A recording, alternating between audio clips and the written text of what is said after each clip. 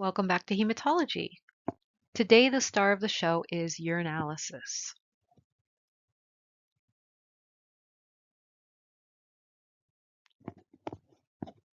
So the urinalysis bench is essentially broken up into two parts. The first component for urinalysis is going to be the chemistry dipstick testing. We are going to be testing for specific gravity, pH, protein, glucose, ketones, blood, nitrites, bilirubin, urobilinogen, and leukocyte esterase. These are all going to be colorimetric reactions on a strip. Each pad on the strip has a different chemical reaction that is going to occur that must be read at a very specific time. So we actually have two methods that we have here at St. Luke's. We have our automated UA dipstick analyzer, which is called the Clinitech Novus. And we have the Clinitech Advantis, which is partially automated. We manually dip it, and then we have an automated analysis on that instrument. We can also dip the strips manually and read them based on the color key given to us and the times given to us for each pad to be read if, for whatever reason, our other methods fail. The second part of our bench in urinalysis is the microscopic urinalysis testing.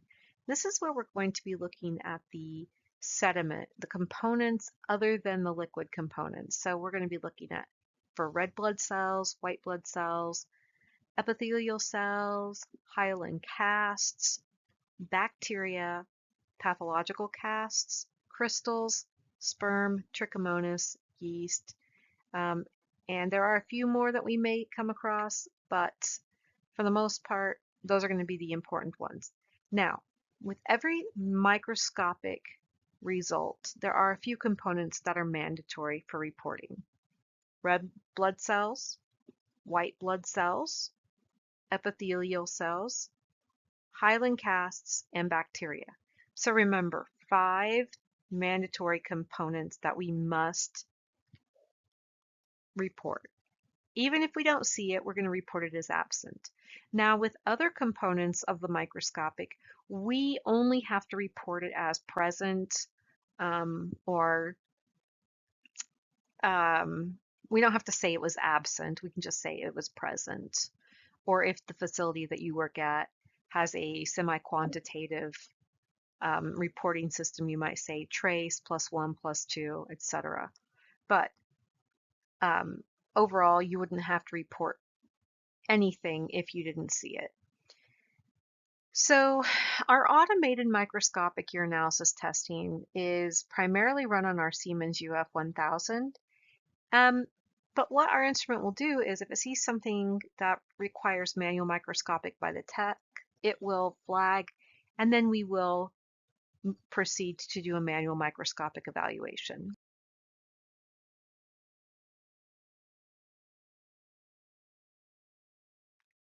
Okay, so let's talk about first the first component that we're going to be looking at. We are going to be measuring pH. Now remember, pH is a really important component to measure when we're looking at kidney function. And ultimately, the reason we do perform a urinalysis is so that we can look for any indications of underlying kidney function disorders or disease states that are affecting kidney function. And one of the things that we have to remember is that our kidneys are an important component of maintaining our proper bodily pH, so our blood pH level. And the way that this occurs is it excretes. They help us excrete or maintain or hold on to hydrogen ions. For the most part, they are usually excreting, and so therefore when we measure the pH of a normal urine, we typically have an average of about 6, so 5.5 to 6.5.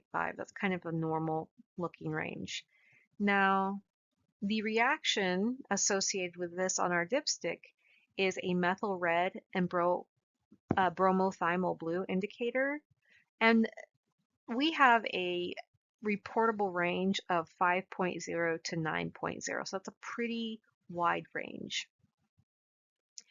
One of the things that could happen to affect our pH or the validity of our pH testing is the fact that, as you know, urea is a normal component of urine, but when there are certain species of bacteria present, they metabolize that urea, which then produces ammonia, making urine more alkaline. And that happens very frequently, specifically in the case of urines that are improperly preserved. They will quickly have a false increase in pH due to bacterial growth, so that metabolic process that's happening.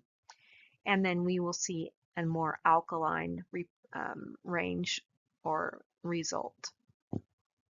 Other causes of acidic urine could be a meaty diet, could be acidosis, whether it's respiratory or metabolic, and you'll learn more about that in your blood gases unit in chemistry.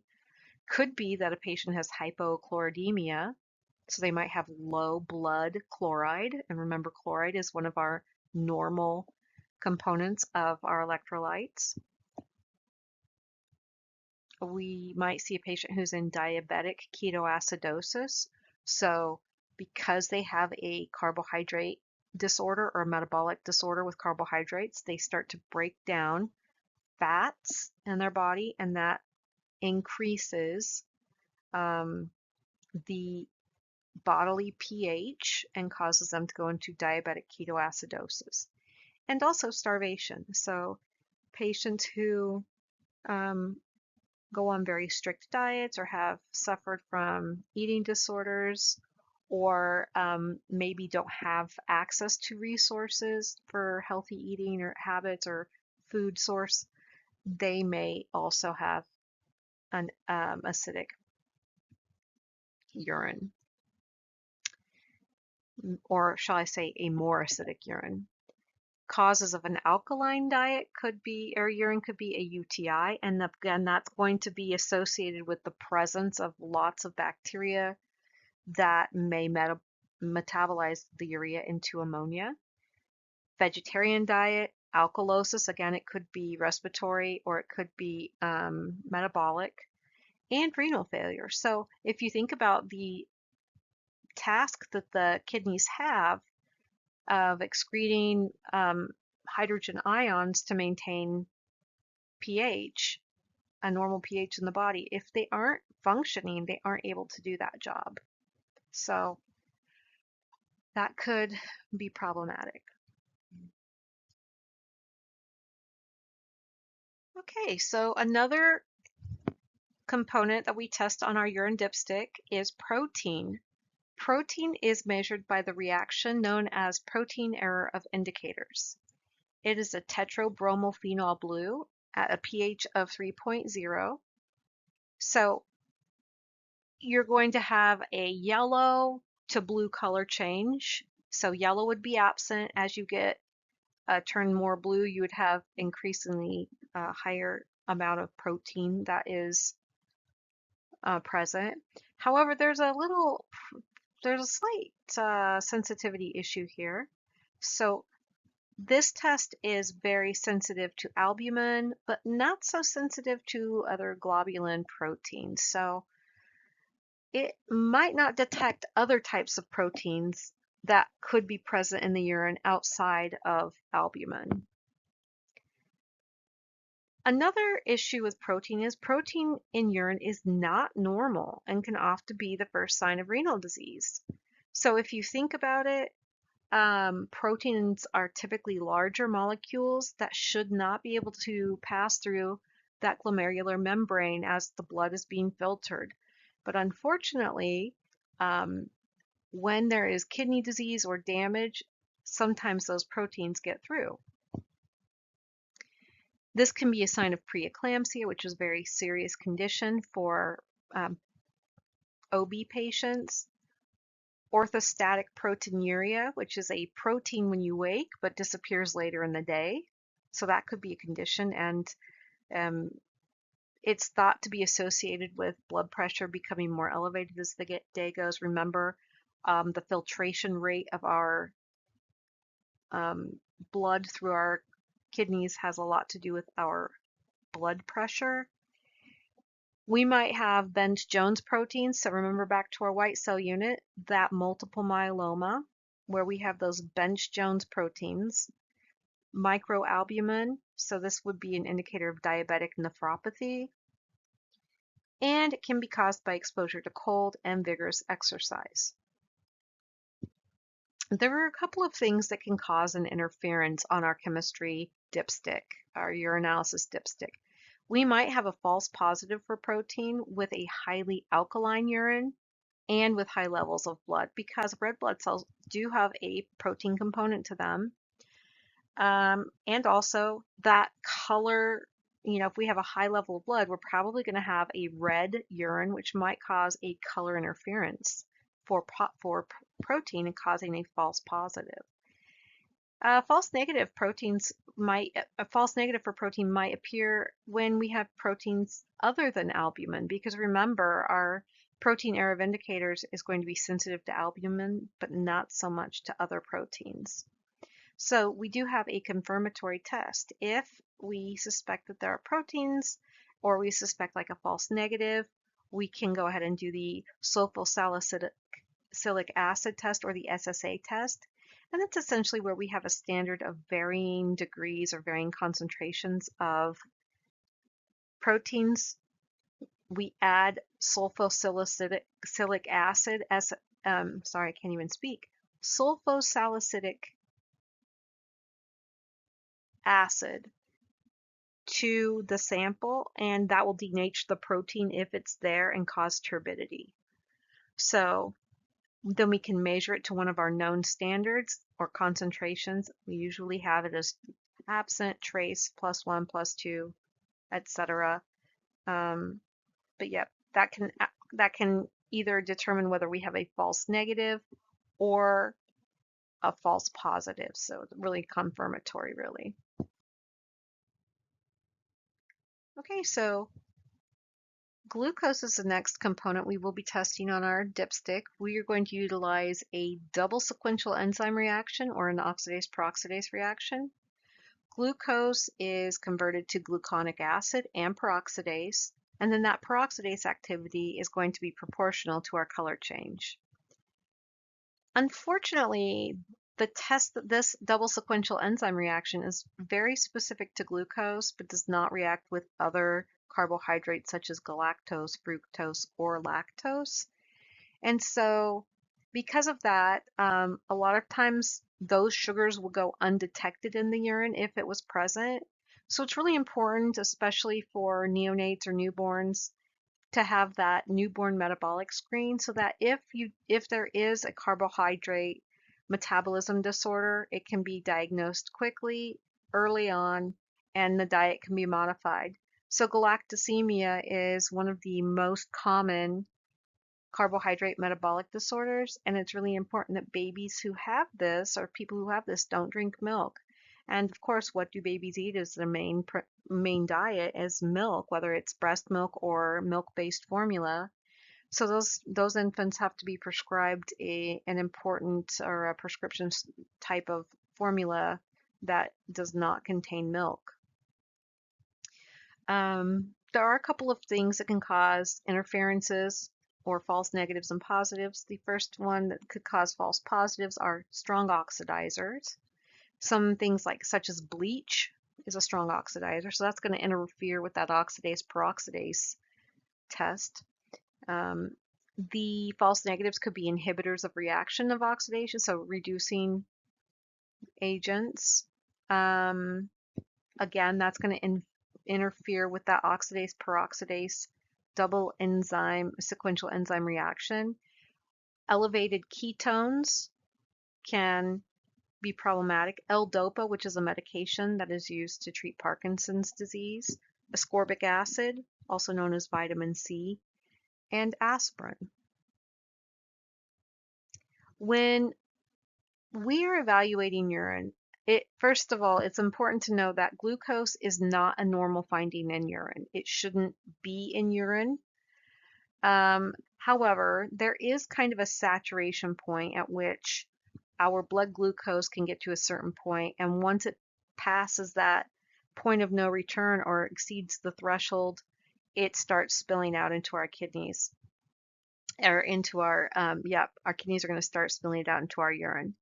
So the kidneys are going to start excreting glucose around the time when our blood glucose becomes greater than 160 to 170. So once you hit 200, you can have a very elevated glucose level, both in your peripheral blood and in your urine. And this happens, we see all the time with people who have diabetes mellitus. We may have impaired renal resorption. We might have central nervous system damage, so maybe there's some imbalance with the signals that our kidneys are getting. And pregnancy can actually cause this as well. Carrying a developing child puts a lot of strain on a woman's body and can do some pretty unexpected things. Okay, so continuing on with glucose, we do have a confirmatory test, and this is a pretty important test called the CLINA test. So if we have a negative glucose, we will test for other reducing substances. So galactose, fructose, and lactose, those are reducing sugars. This test we don't really do so much at St. Luke's anymore, but it is still a very valid test. And again, this is a mandatory newborn screen for galactosemia, which is the most common inborn error of carbohydrate metabolism. If this condition of galactosemia is not identified early on, this can affect patients with liver damage, mental impairment, or mental damage, and they could develop cataracts. And then feeding a child a milk-free diet early in life can help to prevent these manifestations. So again, the testing that we perform in the laboratory could change the course of people's lives. And so it's really important that we are putting out valid results.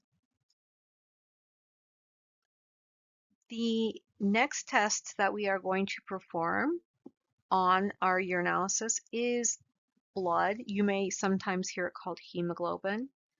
And this reaction is based on the peroxidase activity of hemoglobin, which catalyzes the reaction of cumene hydroperoxide and 3,3,5,5 tetramethylbenzidine.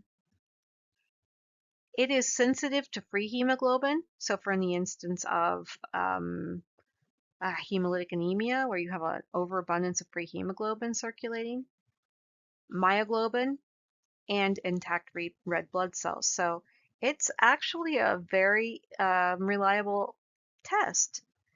So let's talk about those three components. So again, free hemoglobin we might see in hemolysis, such as things like severe hemolytic disorders, or maybe even transfusion reactions. We might see myoglobin, which is essentially the hemoglobin that's stored in muscle tissue, and we might see that when we have traumatic injury to muscle tissue, crush injuries, significant injury of some sort. And then we may see intact red blood cells for a variety of reasons as well. Those intact red blood cells could be an indication of infection, kidney stones, or it could just be a normal finding if a patient is having their menstrual cycle and it's just a contaminant of the collection. So again, some of those false positives or interferences could be oxidizing agents such as bleach, myoglobin, and menstrual blood. Now, myoglobin, again, could be due to extreme exercise, especially because part of exercise is breaking tiny muscle fibers and then rebuilding it. As you work out more, you have a reparative process that allows your muscles to grow larger and stronger. And so sometimes with very extreme exercise, myoglobin could be found in the urine as a false positive. So Next, false negative, again, we've got ascorbic acid, but in this case, it has to be, that vitamin C has to be in very high concentrations. So typically blood in the urine is not normal in healthy patients, with the exception of menstruation. That's, that's something you can't really avoid. So if we do have a positive result for blood or hemoglobin, we want to do our confirmatory testing. And the only way to really confirm what our findings might be is through a microscopic exam of the urine sediment. What we're going to be looking for is the absence or presence of red blood cells.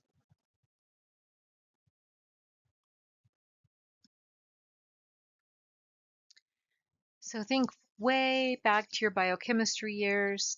Today we're also going to talk about ketones, and ketones are going to be one of the components that we measure in our urinalysis test strip. The specific reaction associated with the measurement of ketones is called sodium nitroprusside reaction. Essentially what we're looking for is the acetoacetic acid with sodium nitroferrocyanide and glycine. The ketones are acetone. They kind of come in like three flavors. We have acetone, acetoacetic acid, and beta hydroxybutyric acid, but we measure the acetoacetic acid in this testing methodology with the urinalysis strip. There are other tests in the lab that can measure acetone and beta hydroxybutyric butyric acid, but those are not found on the test strip. False positives could be caused by that L-DOPA, which is again is that Parkinson's disease medication. We may have false negatives with an improper preservation, and that's because ketones are unstable at room temperature.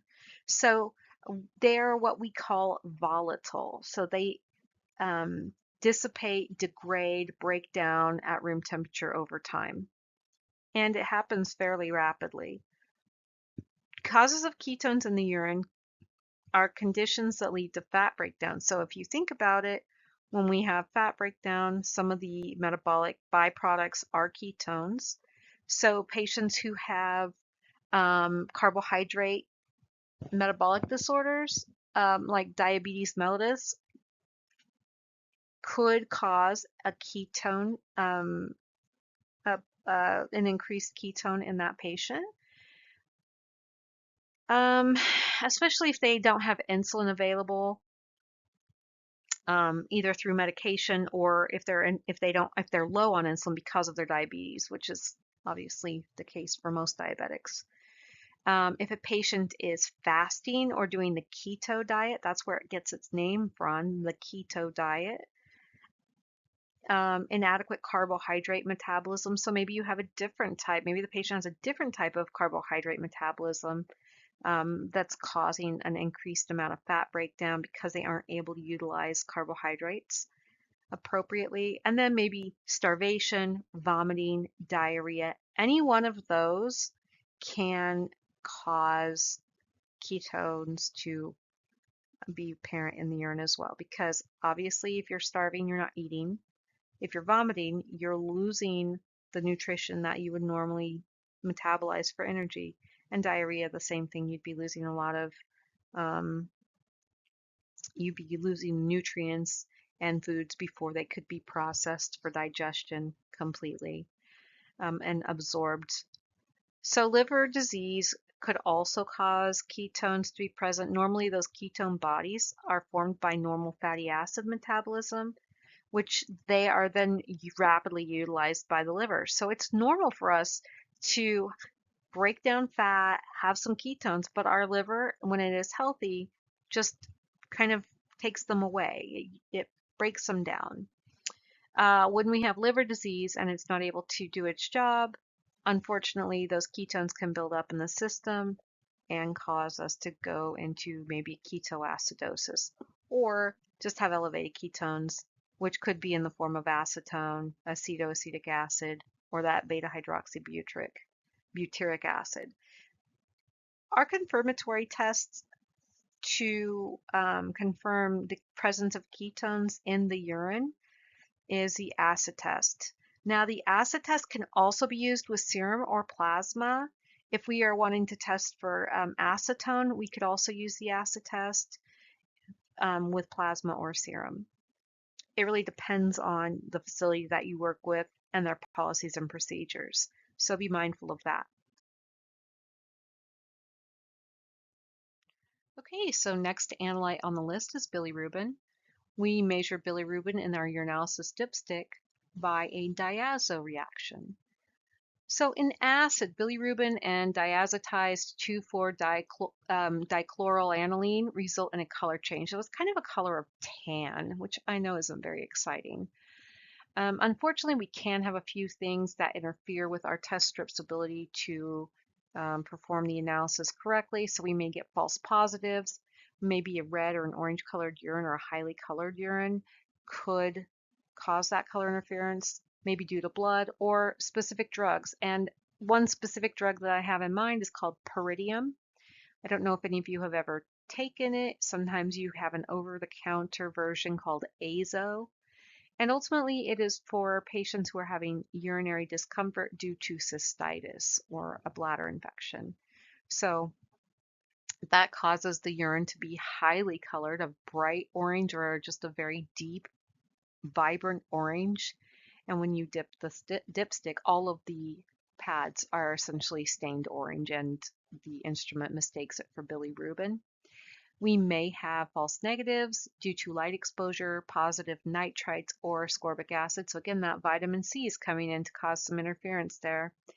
So let's think about bilirubin for a minute. Now we know when hyperbilirubinemia is a problem for neonates, we use phototherapy to break down that bilirubin in the tissues. Same thing, it's the same concept. Bilirubin is extremely unstable with light exposure.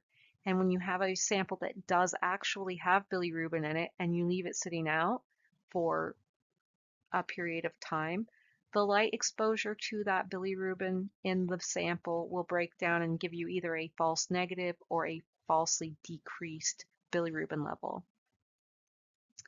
One must know that bilirubin in urine is not normal. It's always abnormal. We should never find or never see bilirubin. Now, urobilinogen is a normal finding within reason, but not bilirubin. There could be a few different reasons why bilirubin might be found in the urine.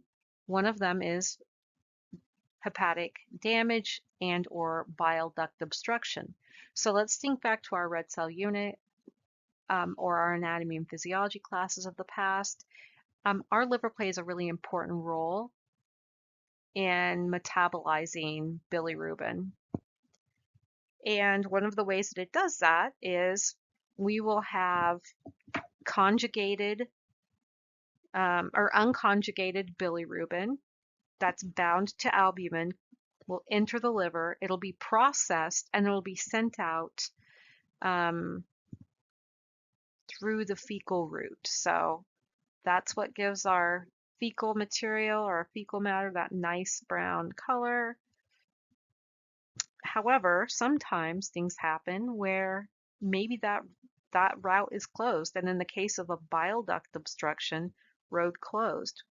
Bilirubin can no longer take that route. Same thing goes for hepatic damage. Hepatic damage is going to make the liver less able to process the bilirubin, so there may be an increased buildup in the system. Typically, the only type of bilirubin that we will find in the urine is conjugated bilirubin, because remember that unconjugated bilirubin cannot be easily excreted because it's bound to the protein albumin and therefore is insoluble in water. So if we suspect or we get a positive bilirubin test or pad, we are going to want to confirm that test with the ICTO test. Now the ICTO test utilizes that same diazo reaction as the strip, but the colored urine does not interfere and it's more sensitive than the dipstick. The other thing is we don't turn from it to a shade of tan, it actually turns to a shade of purple in the presence of bilirubin. We do not perform this test at St. Luke's. However, a lot of facilities do use it. It's actually a neat little tablet. And we'll talk about kind of how to analyze that bilirubin or icto test for confirmatory of bilirubin later on in this unit. Next on the list is urobilinogen, and we measure urobilinogen in the urine by an Ehrlich aldehyde reaction. So our p-dimethylaminobenzylaldehyde is in acid combines with urobilinogen to make a pink colorimetric change. The confirmation test for urobilinogen is that Watson-Schwarz qualitative test. We could have a false positive for urobilinogen if we are on sulfonamide or azodize. Again, that pyridium or that azo could also cause that. False negatives, formalin or urobilinogen instability. So again, urobilinogen and bilirubin both have some stability issues, and unfortunately, it doesn't fare well if it isn't analyzed in a short period of time or in reasonable amount of time. So urobilinogen does appear in normal urine up to 1 milligram per deciliter, and we call that the Ehrlich unit. It is considered abnormal when the concentration is 2 Ehrlich units or greater. High urobilinogen can indicate high conjugated bilirubin. And remember, as that bilirubin goes up, it has to get out of the body somewhere, some way. Of course, it will accumulate in the tissues, but instead of going into that digestive tract or the intestinal tract where it's reduced by bacteria into the urobilinogen, about half of the urobilinogen is excreted in the feces and the other half is recirculated through the liver. However, a small amount bypasses the liver and goes into urine. So that's why we have a normal amount, but ordinarily it's not a lot.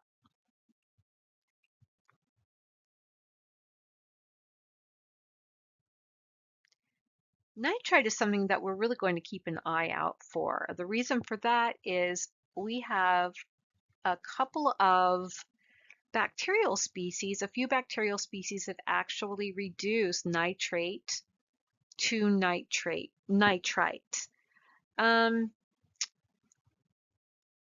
And again, this is another diazo reaction, but instead we have the nitrite plus p-arsenic acid forms a diazonium compound 1,2,3,4 tetrahydrobenzo H-quinoline. So that's our reaction. It is going to cause another pink reaction to occur. We may have a false positive with growth of bacterial contamination, and some drugs may also cause a false positive. And then the false negative could be that vitamin C, maybe urine didn't stay in the bladder long enough. Perhaps there's a lack of nitrate in the diet, or a very large presence of bacteria is present and may reduce nitrate to nitrogen. And of course, we're measuring nitrite, not nitrogen. And when you look at the reduction process of nitrate, you go from nitrate to nitrite, and then nitrite is broken down further into nitrogen. And this would give us a false negative because we aren't going to be looking for nitrogen. We will be looking for that nitrite. And we may also have maybe an inhibition of bacterial metabolism, or perhaps we have a metabolic species, species who has been inhibited through a preservative process. This is really screening for gram-negative bacteria presence. Not every species reduces nitrate into nitrite, but there are several gram-negative bacterial organisms that do. A negative, so therefore a negative result does not rule out an infection. So there could be an infection that involves a bacterial species that does not reduce nitrate to nitrite. In addition to nitrite, presence of nitrite, which could be an indicator of infection, we also measure leukocyte esterase. Now, nitrite and leukocyte esterase are two of our biggest indicators of infection. It is, again, a diazo reaction, and this time we're going to have esterase catalyzes the release of an indoxyl group from an indoxyl carbonic acid ester. An indoxyl group plus diazonium salt is going to give us a purple color. And that would mean we have a positive reaction. We may have a false positive when oxidizing agents such as bleach are introduced to our sample or to the container in which our sample is stored. And we may have a false negative in the instance of high glucose, high specific gravity, elevated protein or albumin, antibiotics, ascorbic acid or that vitamin C, or the reason for that is with a higher concentrations of solutes in solution, it causes the release of fluids from the white blood cells and red blood cells, and that crenation of the white blood cells prevents them from releasing that esterase for which the chemical reaction, the diazo reaction, needs that esterase. So that could cause a false negative. So again, confirmatory testing, we're just going to have to look at the microscope and examine the microscopic urine sediment for the presence of white blood cells. If we see leukocytes on the slide, we would definitely send this to be gram stained and a urine culture to be performed in our microbiology department so that they can identify the type of bacteria that is present so that the patient can get their proper treatment. Leukocyte esterase, I would have to say, is the highest indicator of UTIs.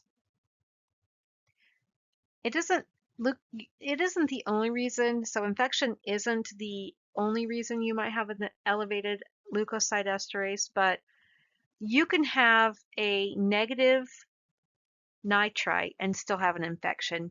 You almost always have a positive leukocyte esterase when you have an infection.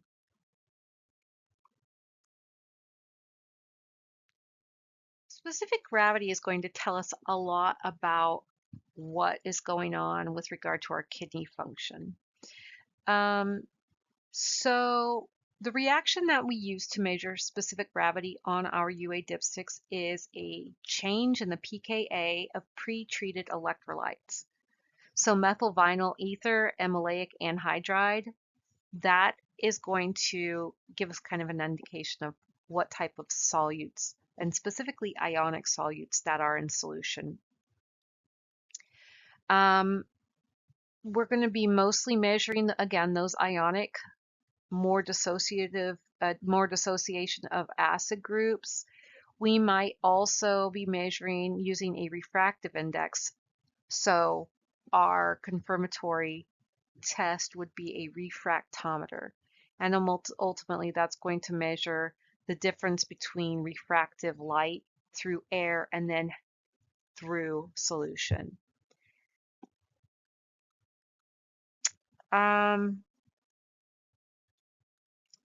So let's kind of get an idea of what specific gravity is. We have a specific gravity of water, which is equal to 1.000.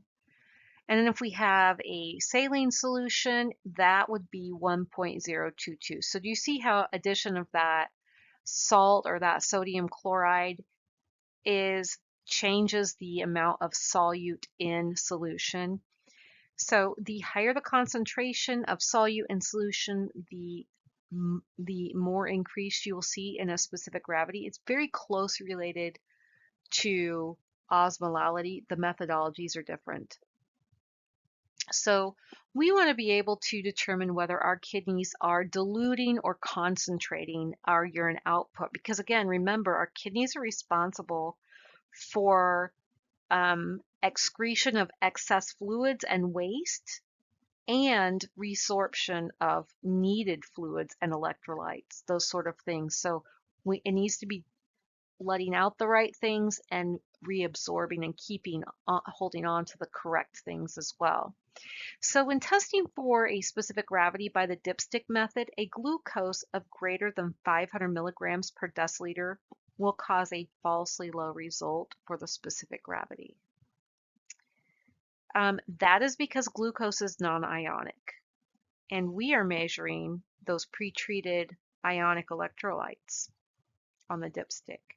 So we really have to either use our specific gravity for our Clinitec Novus, which is our automated system, or I'll do a manual refractometer. And again, this test can be used to evaluate kidney function and hydration. So there are a couple of different disorders in terms of concentrating or dilute. The first one is called isothenuria, and this is where we see a specific gravity that remains fixed around 1.010. It might vary a little bit slightly from one patient to another, but whatever that fixed specific gravity is for that patient, it does not really change. It stays fixed. So a patient may have a specific gravity of 1.011. And the reason for this is because the kidney has lost the ability to dilute or to concentrate the urine. So you never see a change in that specific gravity. We might also see something called diabetes insipidus. Now, don't be deceived. This is not an actual carbohydrate disorder or a metabolism disorder like diabetes mellitus, but diabetes insipidus is a condition where the kidneys can't concentrate urine due to a decreased antidiuretic hormone. So if you think back, the antidiuretic hormone is going to prevent excess water loss. It is one of the regulators of water excretion through the kidneys or through the urinary tract. And so if that is decreased, it is not putting the brakes on secretion or excretion of water components. And so our urine becomes more dilute. And so therefore our specific gravity is decreased.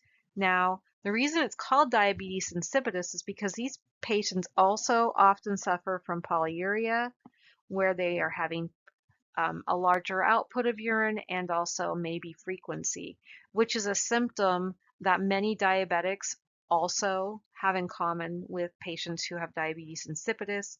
Patients who have diabetes mellitus in the past, they had similar symptoms, and people would just assume that they had diabetes and that they were all under the same umbrella of diseases, which is not the case because as you know, diabetes mellitus is a carbohydrate metabolism disorder, and diabetes insipidus is a concentrating a kidney renal issue. Something has gone wrong because of that decreased ADH.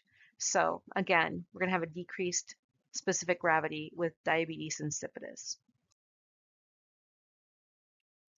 Once we have performed our dipstick testing, we are going to then move on to our urinalysis microscopic testing. Now, this could be done again on our UF, which is our automated system, but there are times when we have to do a manual evaluation of the sediment, and that could be because our automated system flagged us for some manual evaluation, or it could be that we don't have enough volume for the automated microscopic.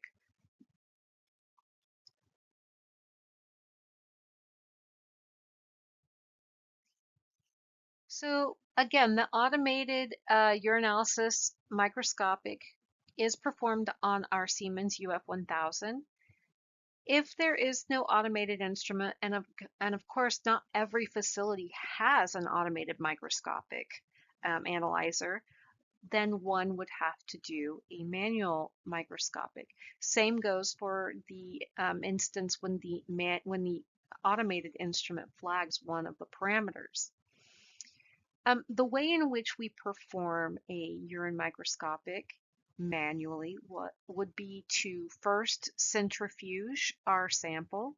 What that's going to do is bring all of the sediment and cellular components to the bottom of the tube and concentrate it so that we can look at it more easily.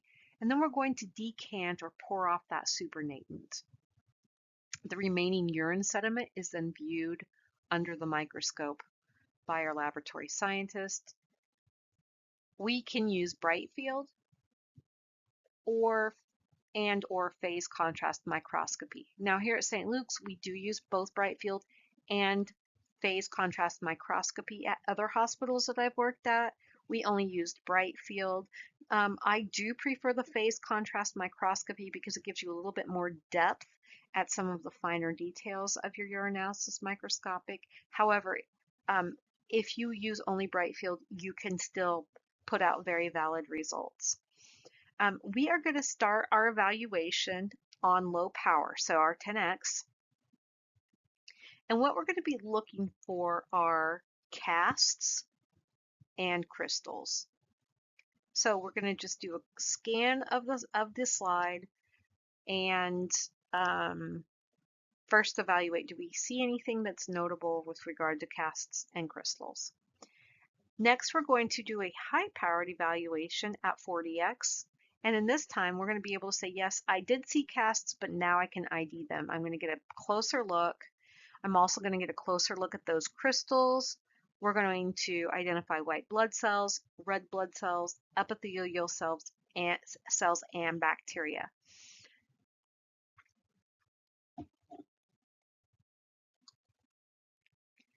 Once we look and identify the components in the sediment, we're going to quantitate the red blood cells, the white blood cells, the epithelial cells, the hyaline casts, and the bacteria.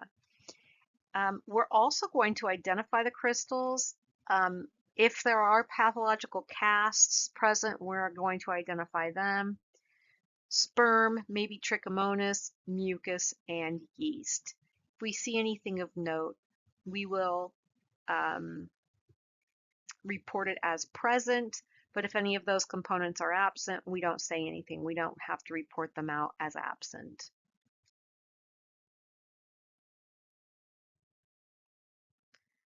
So if you look to the picture here at the right, or on the right, this is our automated Siemens UF. This would be our analyzer for microscopics in our urinalysis department. And then if we look to the left, these two pictures demonstrate the difference between a bright field microscopy and phase contrast. So as you can see, this is very readable. You can definitely make out this cast. We can make out the cells that are there. However, we get a little bit more detail with the phase contrast. And some of the, for example, that dysmorphic erythrocyte or that crenated erythrocyte that's up there in the top, it's definitely more apparent in the phase contrast than we see in the bright field. However, either one is perfectly acceptable and you can report out valid results. These two pictures demonstrate what our urine may look like before and after centrifugation. So we have our original, which is the apparent, and then after we spin it down, you can see all of that sediment is at the bottom there of the tube, and then we can see our true urine. This sediment typically contains cellular elements, casts, and crystals.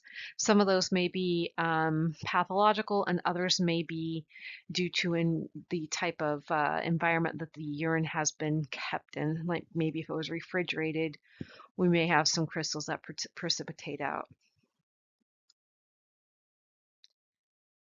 We might also see red blood cells in our microscopic. This could signify trauma, infection, inflammation, damage to the glomerular membrane.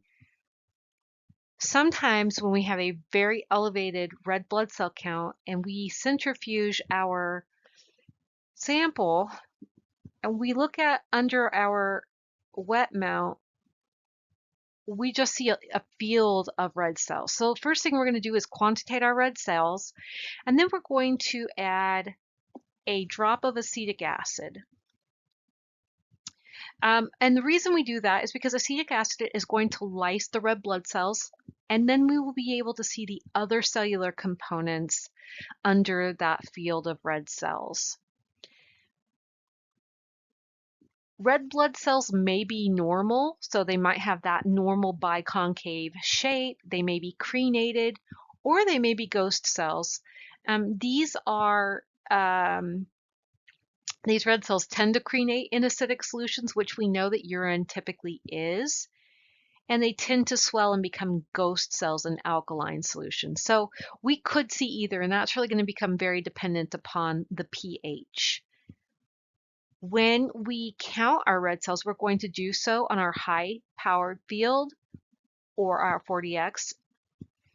We will quantitate it as 0 to 5, 6 to 10, 11 to 20, 21 to 40, or greater than 40 per high-powered field. So when we say per high-powered field, we mean every field of view that we evaluate, we're going to look at the number of red blood cells that are present in that, and we will count a minimum of 10 fields and then estimate or average how many are about in every field. So if you see a moderate amount, you might see 6 to 10 per high-powered field. If you see 0 to 5, you might see none in one field, and then in another field you might see 2 or 3, and then in the third field you might see 1, and then in the fourth field you might see 7. And so you just kind of, evaluate it in regard to the total number of fields you look at and about how many you see there.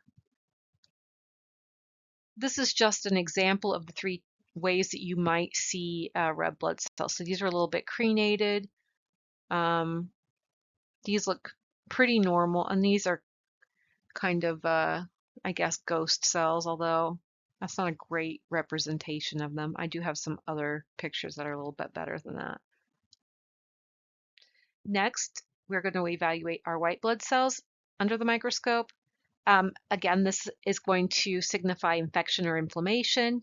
White blood cell clumping is a sign of a chronic infection, and the reason why they clump together is due to that formation of mucus. Mucus is actually an amazing thing.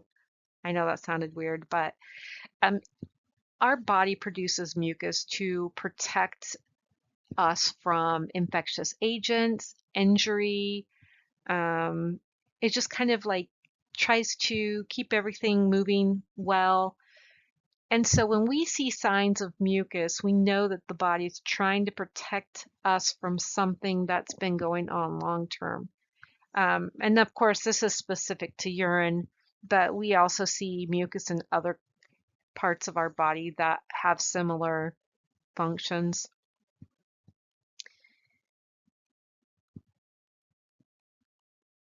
So white blood cells appear as kind of large round cells with a nucleus, and often you can see the granules in the cytoplasm, very much like when we looked at hemocytometers, we could see the granulation. This is going to be on a higher power than we had our 20 power with our hemocytometers, and so you'll be able to even see more detail. They're going to appear larger than red cells because they are, but they are going to be much smaller than epithelial cells.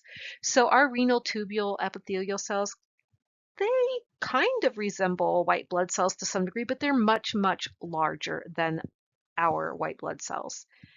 We may see cytoplasmic granules that exhibit that Brownian motion under phase contrast, and so it looks like it's glittering inside. They kind of just shimmer around inside of that cytoplasm.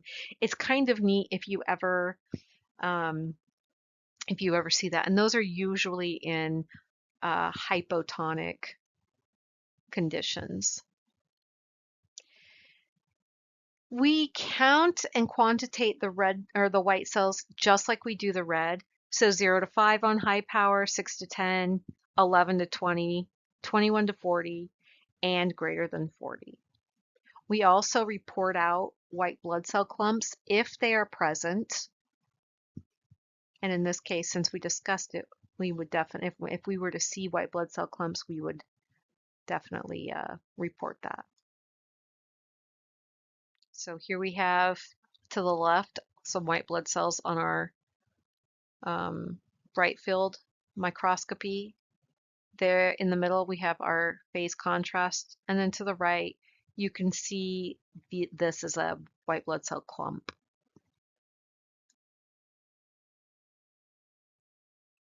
The next component of our urinary sediment is epithelial cells, or our epithelial cells.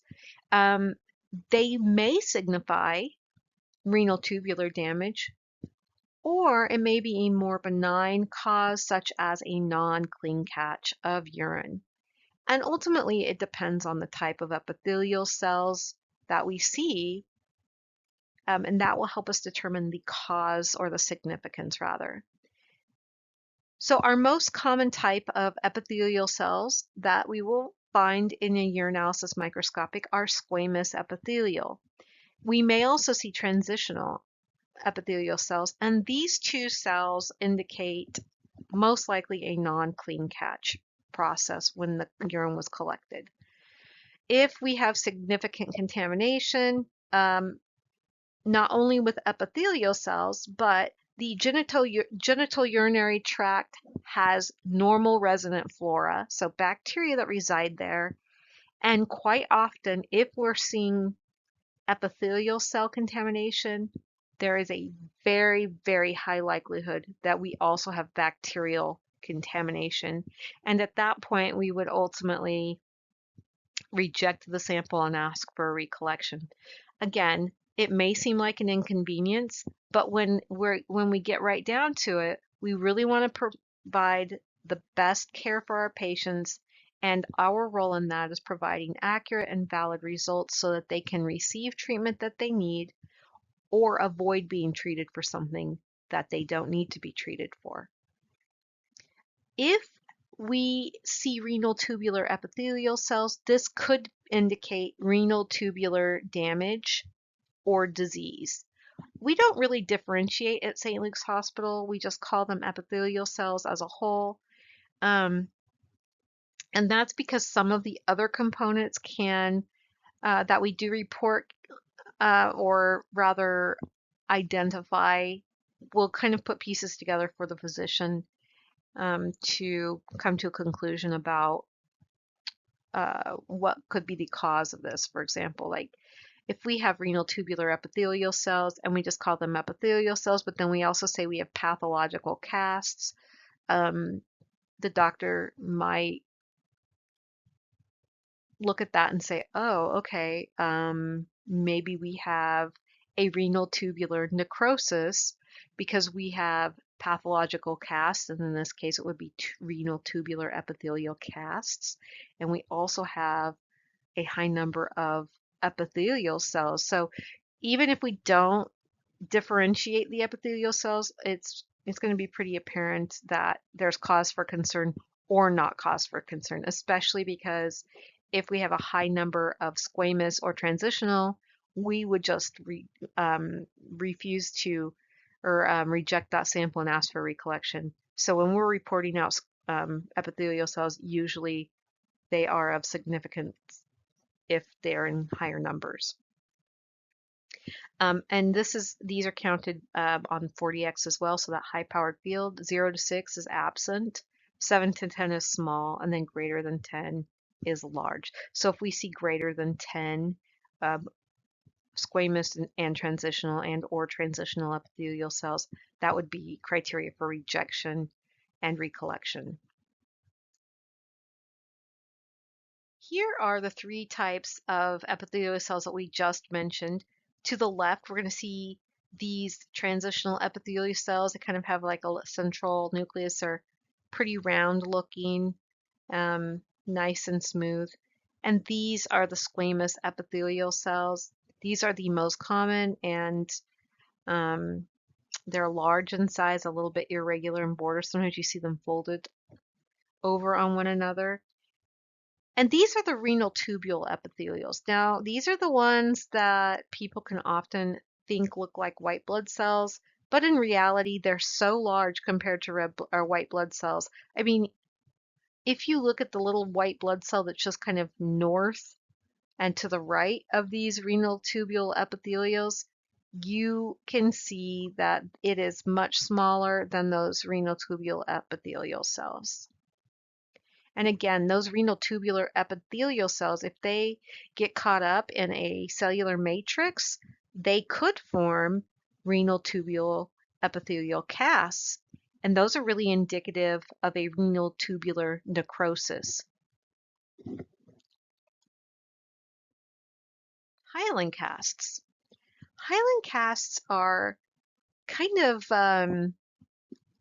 they're kind of cute. They just look like little ghost casts. So our little blood, our ghost red cells have a little ghost cast to play with. The significance for hyaline casts is we may have exercise, fever, congestive heart failure, renal disease. Hyalines can be found pretty much in normal urine, and it's not always indicative of disease. We do quantitatively or qualitatively, I guess, report them out. So less than 4 per low power field. Remember, we count using a low power field for hyaline casts. So less than 4 is absent, 4 to 10 is small, and greater than 10 is large.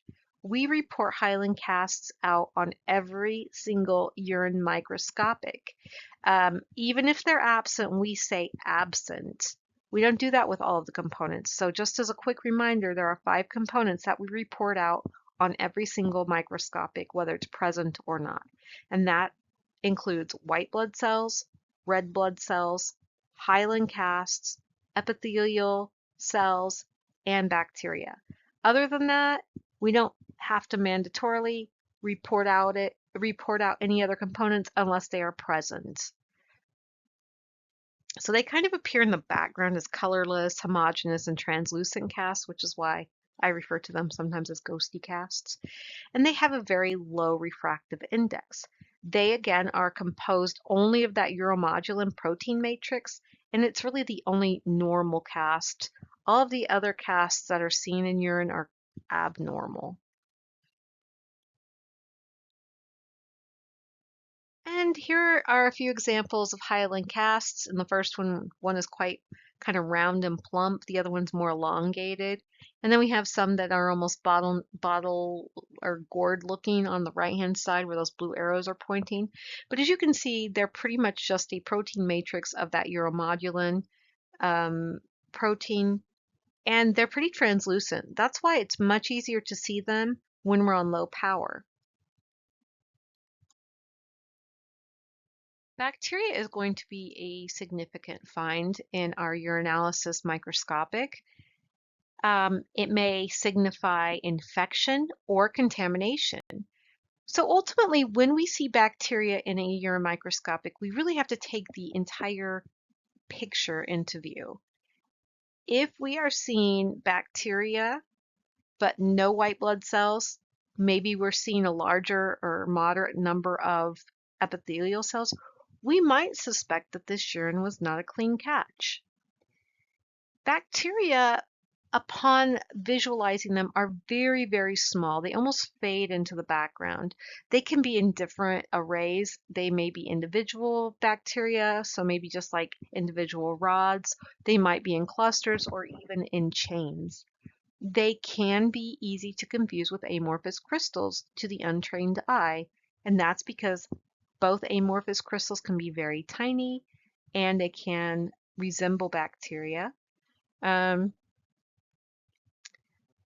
Bacteria is typically smaller though, and when we are not sure if we're seeing bacteria or amorphous crystals, we can fall back on our solubility testing with either sodium hydroxide or acetic acid to determine if we have amorphous crystals of the urate nature, of the phosphate nature, or if these are indeed bacteria, because if we utilize those solubility tests, the bacteria will not dissolve in sodium hydroxide or acetic acid, but the amorphous crystals, depending upon the species of crystals, will dissolve. We count them on a grade on 40x and report them qualitatively as well. So we don't expect our laboratory science to sit and count 1, 2, 3, but make an educated estimation based on your scan of the slide, and the overall appearance. And you will get better at this as you get more experience. So 0 to 900 per high-powered field will be considered absent. 901 to 5,000 of high-powered field will be small, and then greater than 5,000 per high-powered field will be large. Now, don't get stuck in the thick of, well, this looks like it could be between 900 and 901. Look, I always tell our students to err on the side that is most favorable to the patient's health and wellness. If you have a question as to whether it's 850 or 901, just go ahead and put it as 901, because if in fact the patient has a bacteria that's kind of like questionable, we're going to go ahead and send it for culture. They'll be able to identify these species, determine if it's an infectious nature, and treat the patient if they need treatment. Especially if the patient's symptomatic. We definitely don't want to discount, especially when we have kind of that gray area between is it or isn't it something we should call. When in doubt, call it out, because we want to err on the side of safety and precaution for our patient's sake. These pictures demonstrate some examples that may be seen on the microscopic.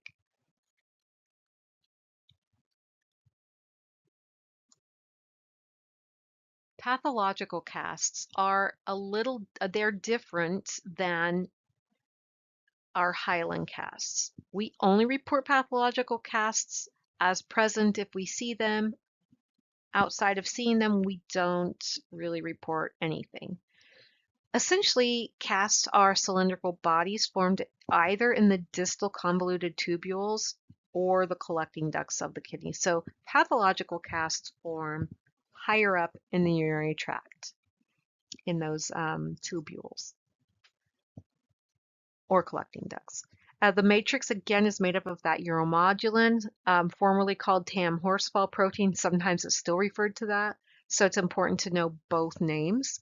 And it's essentially a glycoprotein that's secreted by the distal loop of Henle and the distal tubule.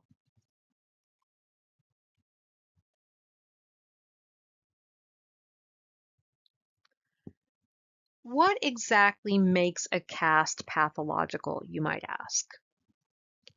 The term pathologic casts simply means that it could be associated with some type of disease state or condition.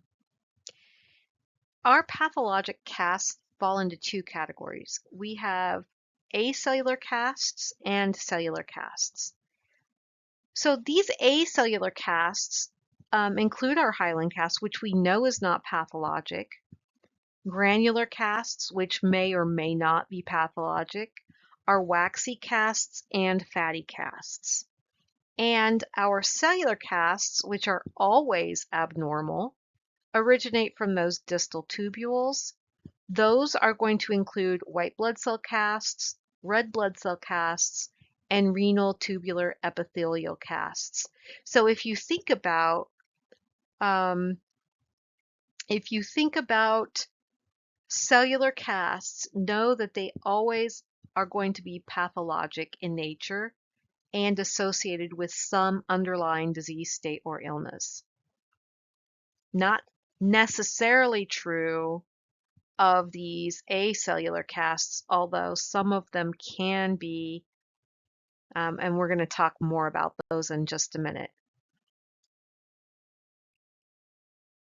Granular casts. Our first cast, which may or may not be pathologic, is the granular cast. This one is categorized under the acellular category of pathologic casts. The significance could be an association with renal disease, but sometimes they are found in normal urine. So a patient who's been exercising, maybe a little bit dehydrated, they could be pathologic in nature, or they may not be. Just because we see them doesn't necessarily mean that they are of a pathologic nature. These granular casts contain fine or coarse granules throughout the cast and is composed of plasma protein and or cellular remnants. We only report if present. Again, I know I mentioned that, but it's always good to reiterate. We count them on 10x, so low power. Remember, casts are always counted on low power fields, on low power, and reported out qualitatively. 1 to 3 is small, 4 to 10 is moderate, and greater than 10 is large. Here are a few examples of what granular casts may look like. So you may see very fine granules, and then on the one further right, you'll see some that are coarser granules. We don't really differentiate between coarse granules and fine granules here at St. Luke's, but some places do. I'm always a little sad when I see waxy casts. Although they look really neat, they do signify severe or progressive renal disease. And waxy casts are a finding that we often have in patients who have received kidney transplants and are now going into rejecting that transplant. We call that renal allograft rejection. We also call these from time to time renal failure casts or broad casts. These are thought to be associated with that final degenerative stage of granular casts, which can indicate localized nephronic or nephron obstruction. They are colorless and homogeneous, broad and kind of stubby, but one of their major defining characteristics are blunt ends that appear to be broken off. So whenever I think of waxy casts, for some reason I think of those taper candles. If you were to snap a candle in half, it would just have a blunt edge. It wouldn't be nice and round. It would just be snapped. And that's kind of the way waxy casts appear on their ends. We're also going to see a well-defined parallel margin. That may be notched or serrated. They are also more refractile than hyaline casts. And again, if we see them, we just report them as present. We don't qualitatively or quantitatively report these. So absent or present. These are a few different examples of what we might see. If you look where these black arrows are pointing, these are waxy casts, and they have very blunt ends, like someone has snapped them. They also have very well-defined margins. So they're not like hyaline casts, which kind of fade into the background. These are very apparent. The second picture, we have those kind of serrations or notches along the marginal borders. We still have those blunt ends though. And then on the far right, same thing. We only see one end, it's kind of folded over here. This one's a pretty big cast, but it's very apparent. Another type of cast that we may see that is a pathologic cast are fatty casts, aka oval fat bodies. They are significant with regard to degenerative tubular disease, nephrotic syndrome. They originate from the breakdown of tubular epithelium, and they are typically seen with heavy proteinuria. So we're going to see elevated protein in these people in urine samples from these patients as well.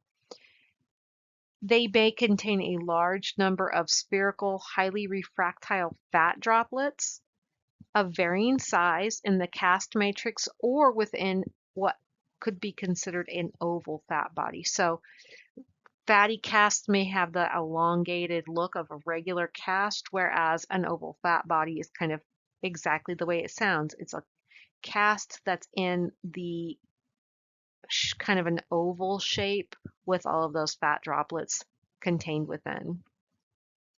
We can use Sudan stain or confirm it with polarized light to demonstrate a Maltese cross pattern of the cholesterol esters.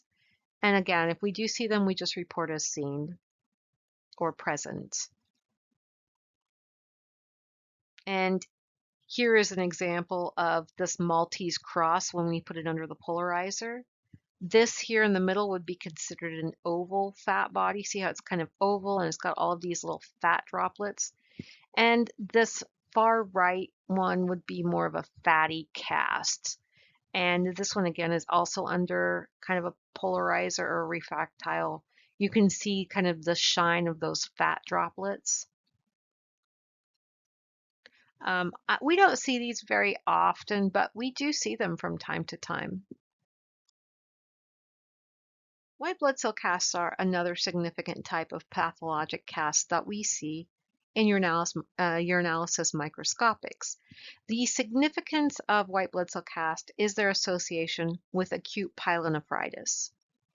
Pyelonephritis is usually, here it says occasionally, but these are usually associated with UTIs of the kidneys specifically. So this is an acute kidney infection. These casts might be crowded with cells or have only one or two, so some of them are more cellular than others.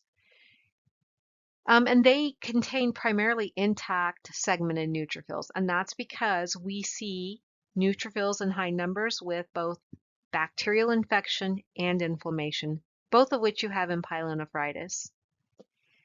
It's important to identify the cast matrix to differentiate between a white blood cell cast and a white blood cell clump because it can look very similar.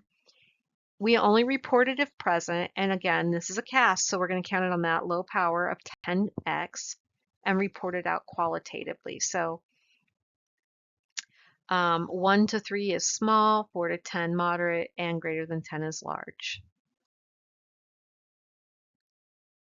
As you can see, these three white blood cell casts have very different appearances. The first cast on the left is not very cellular. It only has 5 white cells, and inside of that uromodulin matrix. The second picture has a few more white cells, but you can still make out that uromodulin matrix. And this far right picture, now do you see why this could be mistaken for a white blood cell clump rather than a white blood cell cast? Indeed, this is a cast, but without really getting a good look at it and seeing that matrix, protein matrix, one might mistake it for a white blood cell clump. Red blood cell casts are also an important finding with regard to our pathologic cellular casts.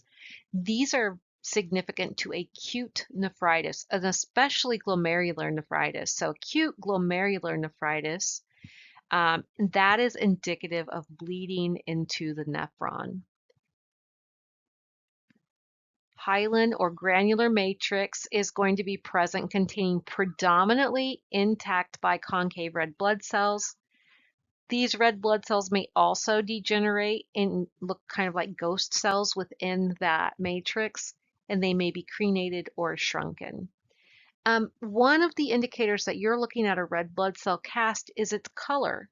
Red blood cell casts have kind of a yellow or reddish brown color when those large numbers of red blood cells fill that protein matrix of the cast. Typically what we see are uniform red blood cells of a similar size And these really, when we know that red blood cells are pretty uniform in size, we can utilize that feature to distinguish between fatty casts, which have droplets of varying sizes. So if you can't remember what that fatty cast looks like or those fat oval bodies, go back a few slides and take a take a mental note, and then come back and look at this next slide that I'm about to show you, and you can compare the difference between red blood cell casts and those fatty casts. Remember, those fatty casts are associated with nephrotic syndrome, and these red blood cell casts are associated with acute glomerular nephritis. We only report, again, if present, counted on 10x, and reported out qualitatively. Again, 1 to 3, 4 to 10, and greater than 10. Here are a few examples of some red blood cell casts. The first one is really nice. You can see the protein matrix in the background at the top. And this is the picture on the far left. You can also make out those very nice, uniform, normal-looking red cells there. It might have some granular component to it as well, but for the most part, we're going to see these nice, uniform red cells.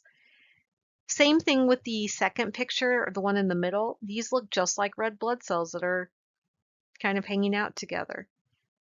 This red blood cell on the far right is not as nice of an example, but it is representative of what you might see in your urinalysis microscopic. So any one of these three could be indicative that a patient has an acute glomerular nephritis. Renal tubular epithelial casts are something we never want to see. It is significant and indicative of tubular necrosis. They appear as clear cylinders containing these renal tubular epithelial cells, and in some RTE cell casts, the renal tubular epithelial cells appear in rows. That's because of the necrotic process that's occurring within the tubules. That epithelium of the entire tubule has sloughed off and is caught up in this protein matrix. So they are basically just falling off as they are arranged in that epithelial lining. They may be difficult to differentiate from white blood cell casts because, again, some of those white blood cells and renal tubule epithelial cells have some similarities. And once they're all crowded into a protein matrix, into a cast shape, sometimes it's a little bit trickier than others. However, phase contrast microscopy and supravital stains can help. We don't typically report these out at St. Luke's, and in order to report it out, we would need pathology's approval. Again, we don't see these very often, but it's really important to know simply because of the significance of disease state.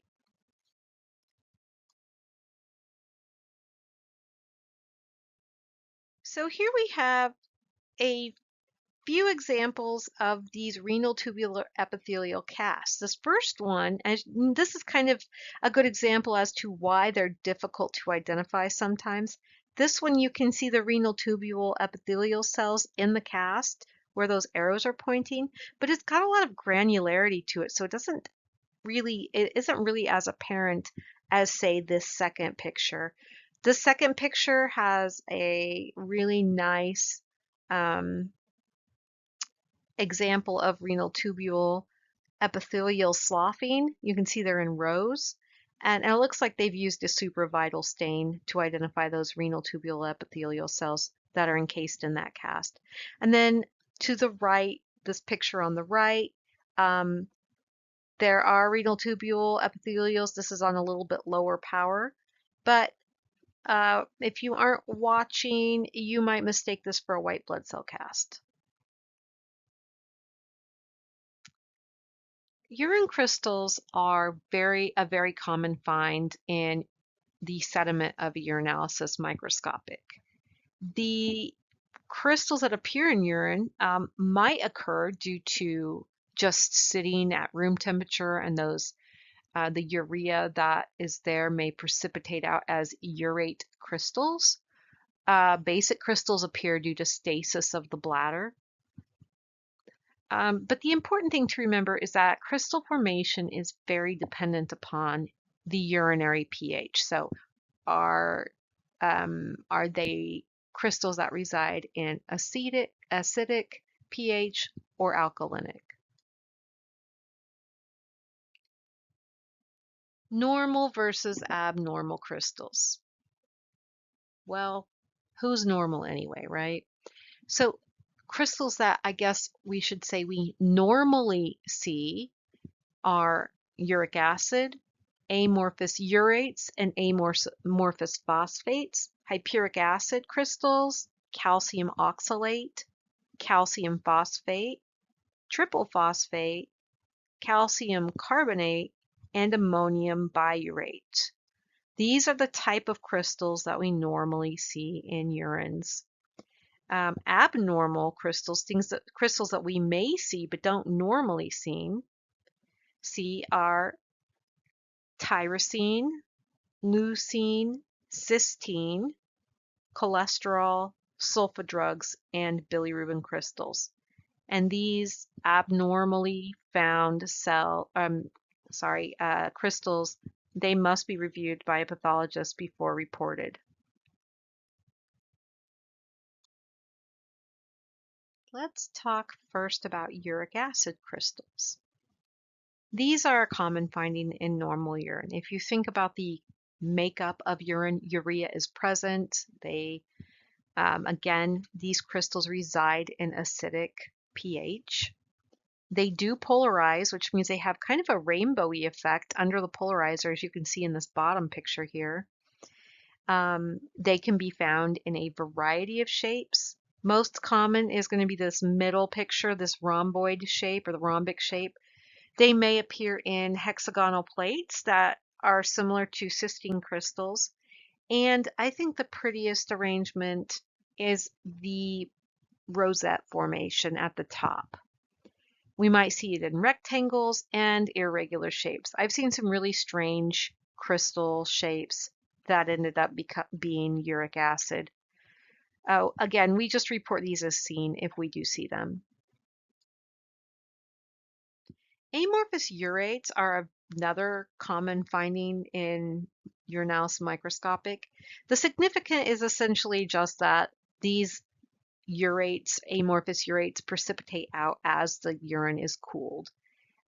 These do reside in acidic to neutral pHs. They do not polarize, and they kind of look like colored granules, maybe a yellowish red or a brick dust. They need to be distinguished from bacteria. If you're unsure, you can utilize sodium hydroxide. Sodium hydroxide will dissolve or cause the urate acids to break down. If it is bacteria, however, the sodium hydroxide will not affect it. It will not disappear. And if we do find amorphous urates, we just report as seen. On the other end of the pH spectrum, we have amorphous phosphates. They are the same as amorphous urates, except they are found in neutral to alkaline urine. They may appear more colorless, white, or brown, and they can only be distinguished by urine pH or confirmatory solubility testing. So obviously, we're going to utilize glacial acetic acid. Glacial acetic acid will dissolve amorphous phosphates. If they are amorphous urates, they will remain. And I have a little mantra: if you survive, there you thrive. So if you put an acid like glacial acetic acid on crystals, if they survive, that means they live in an acidic environment or an acidic pH. If they survive, there they thrive. If this is an amorphous phosphate and we put acetic acid on it, it will dissolve. So it doesn't thrive in acidic environments. Amorphous urates will dissolve in sodium hydroxide, but not in acetic acid. So just remember, when it comes to solubility testing, if they survive, there they thrive. Hypuric acid. So hypuric acid crystals are significant to people who eat a diet rich in vegetables, people who have acute febrile illnesses, or people who are suffering from liver disease. The urine pH that's most often associated with hypuric acid is an acidic pH. However, we do sometimes see them in neutral urine and occasionally a very slightly alkaline urine. Nothing too crazy though. Just the Goldilocks, just right sort of in between phase of survival, I guess. What is that called? The Goldilocks zone where life is possible. The appearance of these crystals are going to resemble colorless or pale yellow needles, rhombic plates, or even six-sided prisms like we see in this bottom picture. And again, it's not a very common finding. In contrast to hypuric acid crystals, calcium oxalate is a very common finding. These calcium oxalate crystals are typically of minimal significance, however. We might see them in patients who have a very rich diet in terms of oxalic acid consumption. So things like tomatoes, apples, asparagus, oranges, carbonated beverages. Spinach is high in oxalic acid. These are also the type of crystals that make up the majority of renal calculi that we see, aka kidney stones. So if you see a patient who has a lot of calcium oxalate crystals, these patients may be at increased risk for developing kidney stones if they haven't already. We also see them in ethylene glycol poisoning, essentially antifreeze poisoning. Now, calcium oxalate have a few different forms. The usual form is going to look like the crystals in the bottom or lower box, a square shape with kind of an X through it, or some people say they look like little envelopes. The second type is this oval shape, and we might even see it in a dumbbell shape, like this picture on the top left.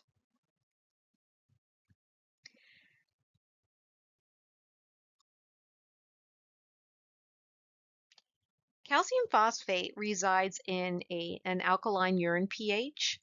These calcium phosphate crystals are colorless, flat, kind of irregular plates, wedge-shaped prisms. Sometimes we'll see them in granules and rosette formations. It's not one that we regularly call in the lab, but it's really important to know what you're looking at so that we don't mistake it for something else. Triple phosphate crystals are significant to alkaline urine. They are often accompanied by amorphous phosphates and bacteria. So if you think about the way that bacteria can affect the pH, often it causes a raise in pH due to the metabolic waste products. That can actually induce the formation of triple phosphate crystals. They do polarize, and often we see them as colorless 4 to 6-sided prisms resembling coffin lids. And again, it's a very common finding in alkaline urine. Ammonium biurate crystals are most often found in samples that are old or improperly preserved. They reside in an alkaline pH. They don't polarize, but what they may appear as kind of thorny looking, yellowish brown, entities, and we call them thorny apples for this reason. It's a relatively uncommon finding. So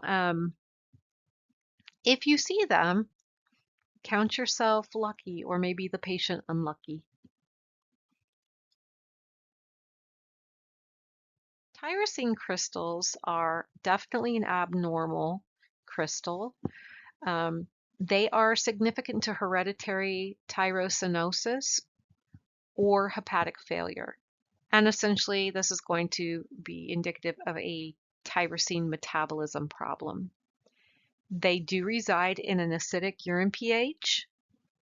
They demonstrate colorless yellow or black fine silky needle appearance, as you can see in 2 pictures to your right. It's a pretty rare finding, and we do come across these tyrosine crystals, we definitely need to have it reviewed by a pathologist, especially if we see it in urine. It's often confused with X-ray dye crystals. We can kind of compare our chemistry analysis with determining whether we have X-ray crystals or tyrosine crystals, and that's because X-ray dyes cause specific gravity to be greatly increased, where tyrosine crystals would not affect it in such a way. Tyrosine is also soluble in an alkaline solution. So again, if we used sodium hydroxide on these crystals to determine their origin, we would find that it is soluble in that alkali solution. These are leucine crystals. Again, this is an abnormal crystal that we wouldn't expect to find in urine, but we may find. These are typically associated with problems of leucine metabolism and severe liver disease. Again, these leucine crystals reside in an acidic urine pH, and the crystals are kind of round to oval with radiating bands. They kind of look like they look almost like the rings of a tree sometimes, or they might have a center point going out to the periphery, starting in the middle, going out to the periphery, so they kind of look like wagon wheels. And again, because this is an abnormal crystal, and it's pretty rare to see, we would definitely want to have this reviewed by a pathologist if we were to see it. And here you can kind of see how they appear. So this top picture is going to have the kind that look a little bit like oval or radiating bands. And then this lower picture, you'll see that the center point radiating out to the periphery. So it looks kind of like a bike wheel or a wagon wheel. Cystine crystals, I've seen a few times, and they're always neat. But sometimes, if you think back to when we talked about uric acid crystals, they can resemble one another. If this were a true cystine crystal, it would be significant to cystinosis. And of course, that is the most common cause of amino aciduria. So amino acids circulating in are found in the urine. We may have 1 to 2% of kidney stones that are comprised of radiopaque cystine, and that can lead to obstruction and infection in the urinary tract. They do reside in acidic urine, just like uric acid, so we can't really rely on the pH to determine what we're looking at. However, these don't polarize, whereas uric acid crystals do. They are colorless, refractile, hexagonal plates with even sides for the most part. Sometimes we'll see irregularities like we are seen in the top picture. But they can also produce a red color with the nitroprusside reaction. They can be confused with hexagonal forms of uric acid, and again, uric acid will polarize light and cystine will not.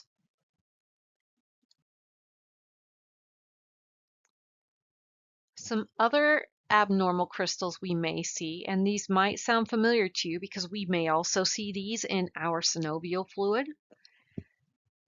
We may see cholesterol crystals. Remember the crystals that kind of look like the state of Utah? These are clinically significant to renal tubular disease. For the most part, they reside in acidic urine pH, but sometimes they will be seen in a neutral pH. And these, when we polarize these, oh, they're beautiful. They have kind of a stained glass effect. They resemble maybe glass panes or flat plates with just a notch out of one corner. And they're frequently found alongside fatty casts or oval fat bodies. So if you think back, that nephrotic syndrome could also be associated with the findings of both cholesterol crystals and fat oval bodies and fatty casts. They can be confused with radioactive or radiographic contrast media, but will not be associated with that high specific gravity. So again, it could look like radiographic dye, but again, it's not going to have that high specific gravity that you might find with radiographic dye.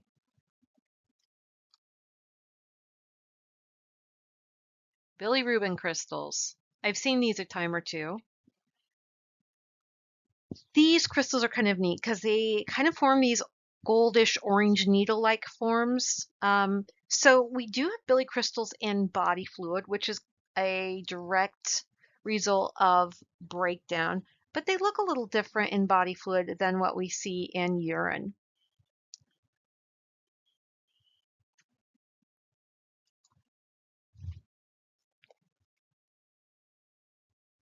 So the clinical significance of bilirubin crystals in the urine is, again, just going to be an increased serum bilirubin. The urine pH that is associated with bilirubin crystals is acidic. They do not polarize. Um, and again, if one finds bilirubin crystals in the urine, one might also find elevated bilirubin levels.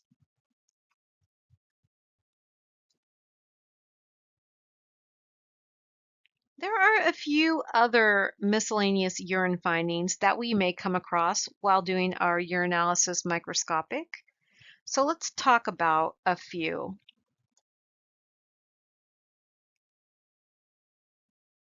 Yeast is another common finding.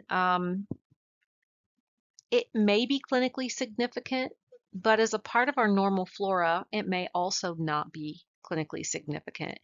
So oftentimes what will happen with our normal flora is something gets kind of out of balance.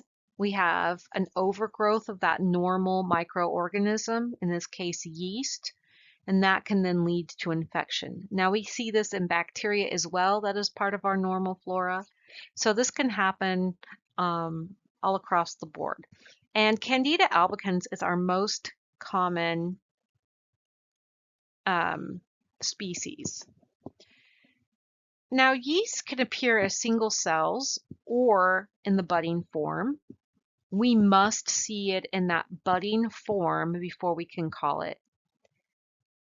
And it's because of this that yeast and red blood cells are often confused. So if we see a unicellular yeast, it looks about the same size as a red cell, and it even kind of has the same, a similar morphology. So if you look in this bottom picture here, if that yeast wasn't budding, it might very well look like a red blood cell. Now, of course, we know that red blood cells will lyse in acetic acid, but yeast will not. So you might have a sample that's grossly bloody and you think you might see yeast, but then you're like, no, it's probably red cells because there are so many red cells. Go ahead and put some glacial acetic acid there. It will lyse your red cells. And if you're still seeing those yeast formations, then you've got yeast on your hands. We may also see these branching entities called pseudohyphae. I actually get excited when I see these. I'm not excited so much for the patient, obviously, but they're just really neat to look at. And whenever I have a student on the bench, it's always an exciting day when they get to see pseudohyphae. If we do see yeast, whether it's budding or has pseudohyphae, we go ahead and report it as seen. or present. I always think of budding yeast as having like a little Mickey Mouse nose or maybe Mickey Mouse ears. They just have that round, um, fat little appearance, and they're kind of cute. Trichomonas vaginalis is often, or I guess occasionally, but more often than any of us would like to think, these unicellular organisms are seen in the urine sediment.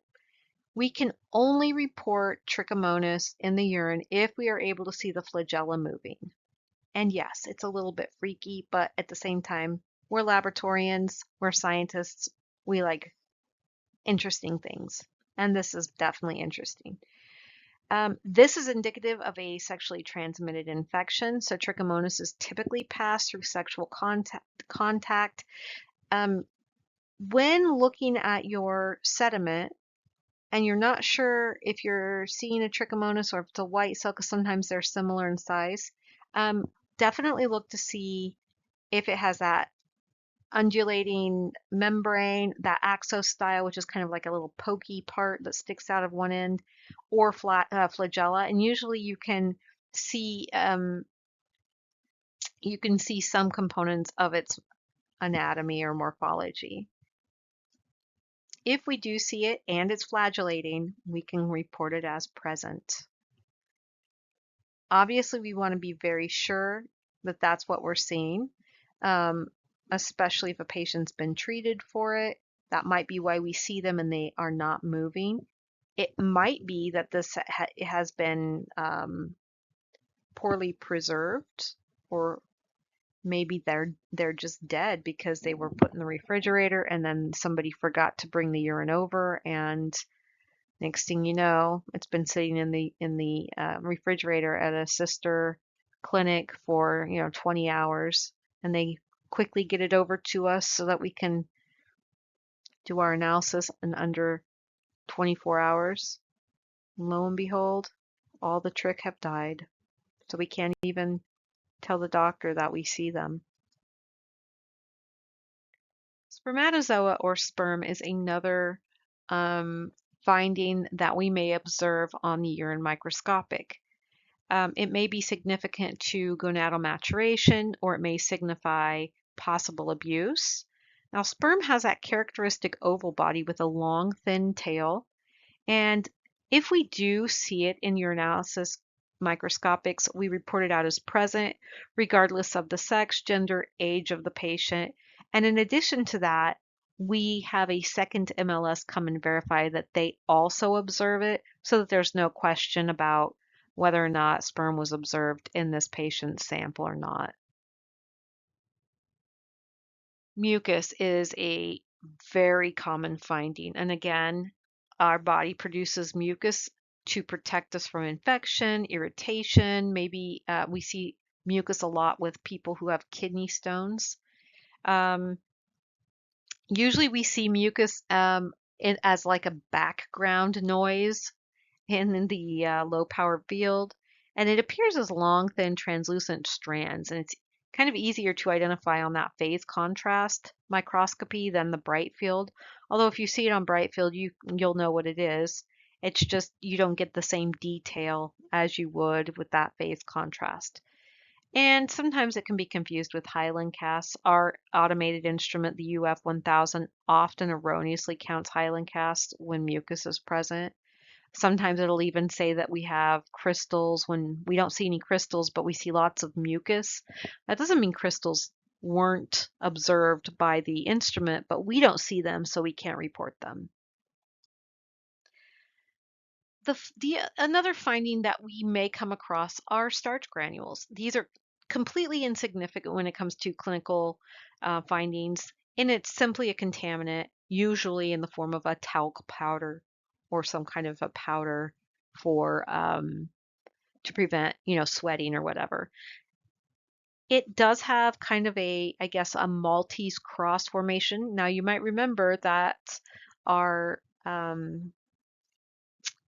lipid or our fat oval bodies or our fat droplets have also that Maltese cross, quote unquote.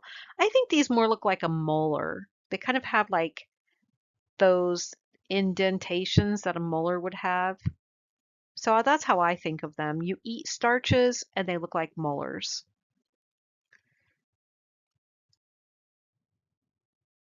Something else we may see in our microscopic, we may see oil or fat droplets. And again, these are completely unrelated to our fat oval bodies or our fatty casts. These are 100% contamination and completely insignificant.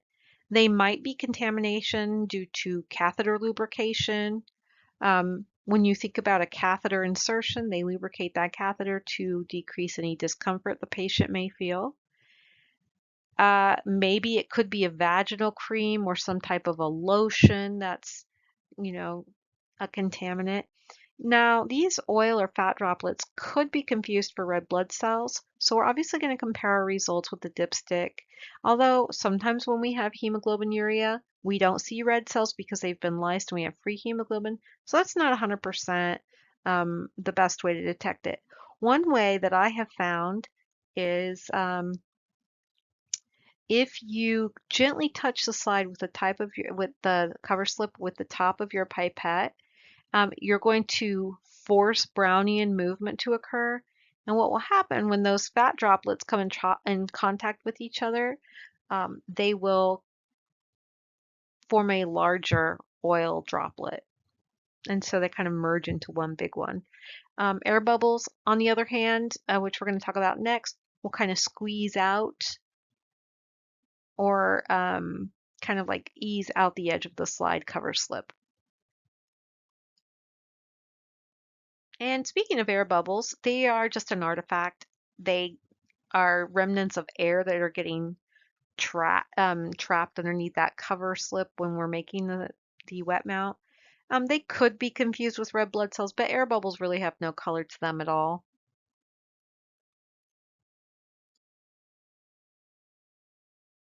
And another type of artifact we may find are fibers. They might come from clothing, diapers, lint, toilet paper, lens paper, etc. Um, it's not clinically significant, and unfortunately, sometimes it can be confused as casts, but they're usually longer and wider than casts and have more distinct edges. You can actually look at it and typically see fibrous features that would be associated with a paper product or a fabric. Okay, we are almost done.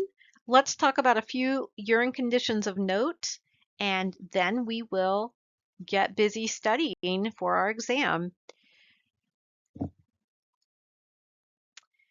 So we spoke just a little while ago about specific gravity.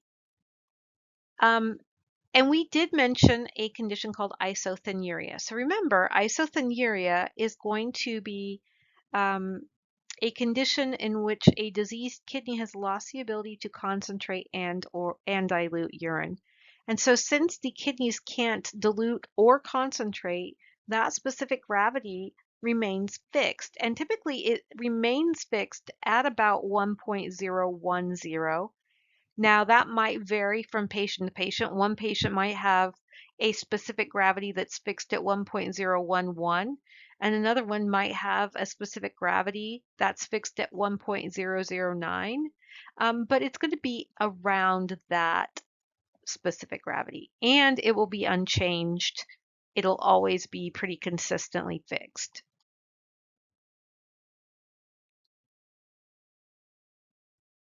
Another condition to note is consistent microalbuminuria. This is a condition which helps us to predict the development of diabetic nephropathy, or I guess in other words, the development of renal complications in diabetic patients. Now, there are a couple of ways we can test for microalbumin. And just to be clear, microalbumin is just a way of saying smaller amounts of albumin. So micro amounts of albumin. And this can be detected with a special reagent stick called AlbuStick. It is more sensitive than our regular protein analysis for our dipstick, but the best and most accurate and precise method would be our chemistry analyzer. It's a lot easier too. We don't have to get dipsticks out and dip it, and we just pour it off, put it on our instrument, and say, please tell us how much microalbumin is present. Orthostatic proteinuria is a condition that could be described as a condition in which protein appears in the urine when the patient is not supine. So when the patient is up and moving around, they start having protein in their urine. However, when a patient's been laying down, relaxing, had a good night's sleep, and they get up for a urinalysis in the first thing in the morning, their urine will be decreased or have no protein in it at all. But then they go about their day, they walk their dog, they go to work, they go out to lunch with their friend, or school, whatever, doing things that life requires of you. And then the doctor calls them and says, like, hey, we need to get a repeat urinalysis. Can you please come by? And so you go, you give a second urinalysis later in the day, and this time we have a much increased protein finding in the urine. Now, the exact cause of orthostatic proteinuria is not fully understood, but it is suggested that perhaps orthostatic proteinuria is a normal exaggerated response to the increased glomerular filtration that occurs when standing. So if you think about it, glomerular filtration is certainly affected by blood pressure. And when we're up and moving, obviously our blood pressure is probably going to increase in response to that movement or stress or what have you. One of the most common conditions that we see in the urinalysis department is lower UTI, also sometimes called cystitis. You may have heard it referred to as a bladder infection. All that means is we've got a bacterial pathogen that is causing an infection in our lower urinary tract.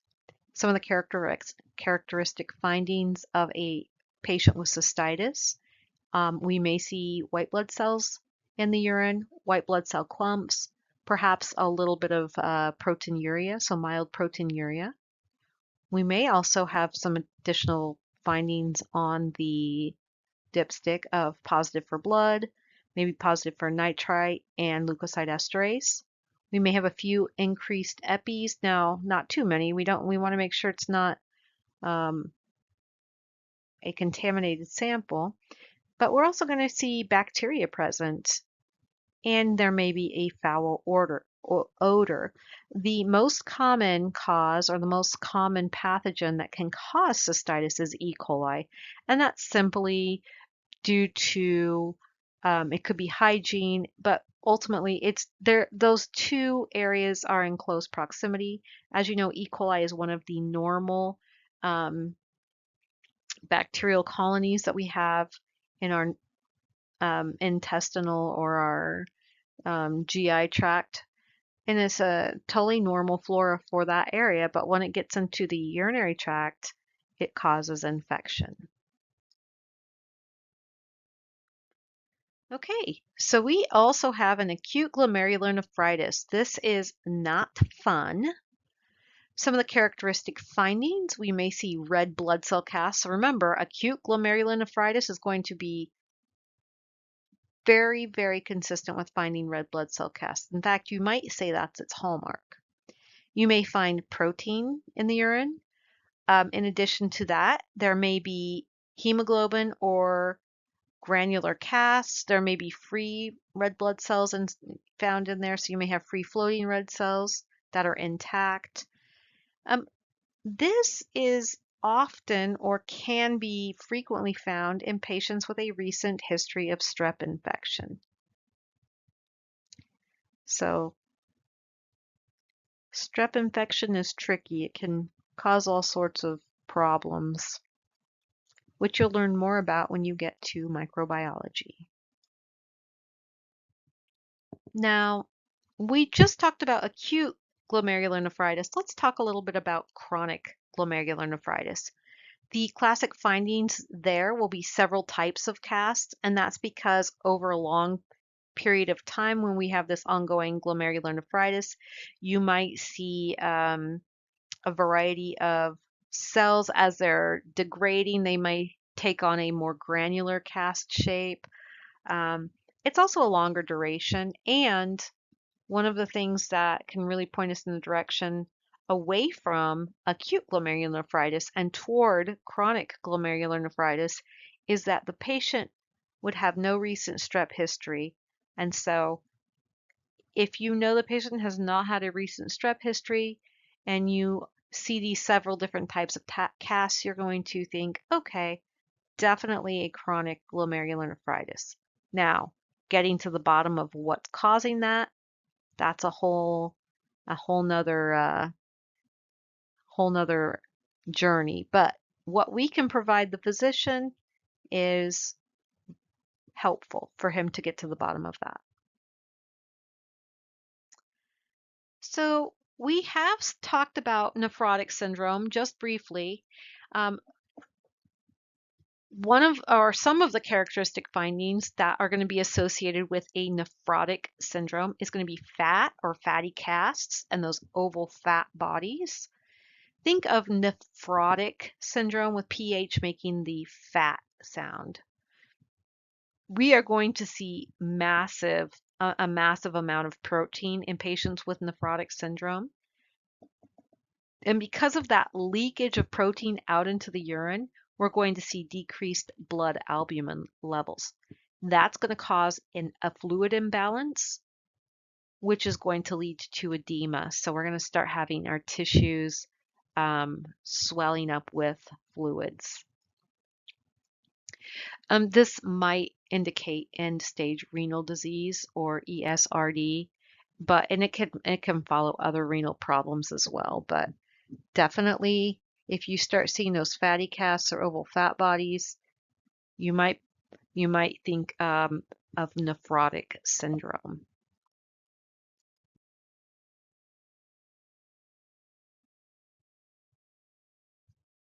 All right. Another condition to take note of is rhabdomyolysis. That's kind of a fancy word. What is rhabdomyolysis? Well, rhabdomyolysis, it results from an acute or rapid destruction of muscle fibers. Something, for example, like a crush injury. And of course, what do we have stored in those muscle fibers but myoglobin? So one of the main characteristic finding is myoglobin in the urine. Has to go somewhere. There's a massive amount being, expelled from those damaged muscle tissues or fibers. We may also see some increased chemistry tests in the form of creatinine kinase and lactate dehydrogenase.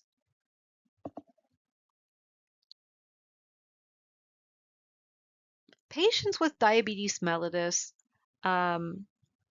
often have glucose and are positive for ketones in their urine. These patients also exhibit frequent urination. And because of the renal damage that can occur due to diabetes mellitus, we may see microalbumin or regular albumin present in the urine as well. We call that damage diabetic nephropathy. Now, of course, diabetes can come in type 1 and type 2. These are findings for both patients patients with both type 1 and type 2 diabetes. Microalbumin, of course, is that sensitive screening test for the early renal damage due to diabetes mellitus. And remember, microalbumin is the same as albumin, but it's in smaller amounts, and that's where the micro term comes in. So obviously, we're going to either use that Albustix, which has an increased sensitivity, or our preferred method is to send it to our chemistry analyzer and test it for protein there, microalbumin specifically.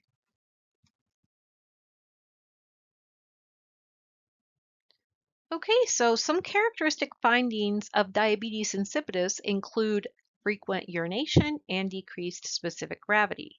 Now, don't be deceived. Diabetes insipidus in no way, shape, or form is a carbohydrate metabolism disorder. This was deceptively named due to those characteristic findings, which can also frequently be found in patients who have diabetes mellitus. A long time ago, people didn't understand or didn't have a medical technology that allowed them to accurately diagnose a patient. And if they were to see similar signs and symptoms in one patient and another patient who was known to have diabetes had the same signs and symptoms, well, everyone kind of got classified in the same category or a subcategory. And in this case, diabetes insipidus got its name in that way. Now, diabetes insipidus is actually caused due to decreased antidiuretic hormone production. And that leads the kidneys to be unable to concentrate urine. Now, what does ADH do, you may ask? Well, ADHD is really an important vasopressin in our body that helps regulate blood pressure, maintain proper fluid balances by utilizing certain sensors in the body. So if we start to become dehydrated, for example, and we're starting to lose too much fluid or not replenish it, our ADH will tell our kidneys to not release as much urine or water content. And so we may have like a more concentrated urine. So if you think about when we're dehydrated, we don't pee as much or urinate as much, and we have a higher concentration of solutes. Our urine is darker in color, and that is due to ADH. However, if we don't have enough or we have a decreased production of ADH, what is going to happen? Well, we are going to lose more fluid than we should. And that's really going to ADH really affects in the kidney reabsorption in those collecting ducts. Um, it just allows water to be reabsorbed and then all of the waste products to be sent out. But when we don't have proper volume or proper amount of ADH, we lose too much water through urination, and that is why we have frequent urination, but we also have decreased specific gravity because our water content versus the solutes that are in that solution is exaggerated, or it's a much higher percentage than it should be. So a lot of water, not as many solutes. I know we have mentioned this, but I think I want to mention it again because it is very, very important, and it is the most frequent metabolic error in babies that are tested on the newborn screen. This is why we perform the newborn screening tests on babies to catch metabolic disorders early and tailor the diet appropriately. Now, remember back to our dipstick lecture portion, the initial dipstick is not going to pick up galactose. It will pick up glucose because it's specific to glucose. However, any of those reducing sugars are not going to be picked up. So things like fructose, galactose, lactose, all of those other type of sugars are not going to be detected. So we would use a clinitest. That clinitest will come back positive. Now it's all a matter of determining what type of reducing sugars is present, but of course, further testing can be performed to get to the bottom of it, especially in the case of metabolic disorders. Fortunately, we have that option now, and so many babies have a much better quality of life. If untreated, it can lead to some really terrible outcomes for people, maybe cataracts in the case of galactosuria or galactosemia, um, mental impairment, just general overall um, decline of well-being. Okay, we made it to the end. This is our last slide on urinalysis, urinalysis microscopic, and conditions of note. Let's talk about pyelonephritis. What is pyelonephritis? Well, pyelonephritis is essentially the cousin to cystitis. In fact, they're neighbors. Cystitis, if you recall, occurs as an infection in the lower urinary tract, typically called a bladder infection, perhaps. However, with pyelonephritis, we're going to see it up in the upper urinary tract at the kidney level. So you might have heard of a kidney infection before. That is essentially what pyelonephritis is. Now, some of the hallmark findings of pyelonephritis in our microscopic, we are going to associate white blood cell casts very closely with pyelonephritis. The patient may have fever, they may have back and flank pain. Additional findings may be blood on the urinalysis dipstick and possibly in the microscopic as well, moderate to large protein and bacteria. So this is a kidney infection. Unfortunately, it's kind of hard to predict. They can have a sudden onset of acute pyelonephritis where this patient becomes oliguric, meaning they have a low urine output, and it often requires hospitalization. If left untreated, pyelonephritis can be fatal. They become septic, and unfortunately, that gets harder to treat from at that point. Okay, before we wrap up, I just want to send out a quick reminder to study for your exam. And when you're studying, not only utilize your PowerPoints, but go into your resources. There will be a few charts that are associated with your urinalysis. Obviously, I mentioned them in class, but just to remind you, so those conditions of note, there's one on chemical analysis of urinalysis, so it'll have a chart with all of your different chemical reactions and what we're looking for, etc. We're also going to have one on casts and urinalysis findings, and then of course that conditions of note like the pyelonephritis and the cystitis and all of those. So there are 3 charts to refer to. So please utilize those as references. Feel free to go back and listen to this PowerPoint over and over again. Ask questions, email me, text me. I'm always happy to help, and I never get upset when you guys reach out to me. So don't be shy. Okay, good luck with everything. Happy studying.